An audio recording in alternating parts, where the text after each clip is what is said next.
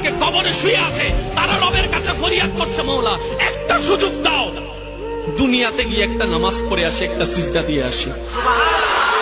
কবরবাসী চিৎকার করে রবকে বলে, মওলা ভুল করেছি, ভুল করেছি, ভুল করেছি, একটা সুযোগ দাও।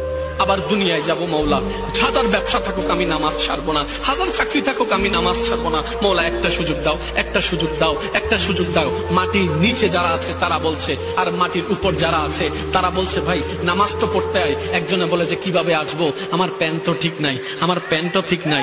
যুবক, তোমার বাবা যদি নামাজ তা পড়ে তুমি পড়বা। আজকে আমাদের মেয়েগুলিকে বলি, তোমার মা যদি নামাজ তা পড়ে তুমি নামাজ পড়বা, তোমার দাদা যদি নামাজ তা পড়ে তুমি নামাজ পড়ো। তোমাকে দেখে দেখে যেন তোমার পরিবার নামাজ। মনে রেখো বান্দা, দুনিয়া নিয়ে ব্যস্ত হয়ে গেলা। আল্লাহকুমুত তাকাসুর, দুনিয়া বাড়ানোর নেশা তোমাদেরকে আমি আল্লাহ থেকে, ইবাদত থেকে গাফেল করে দিল। হাত্তা জুরতুমুল মাকাবির, মনে রেখো এরই মধ্যে একদিন তুমি পৌঁছে যাবে কবরস্থানে।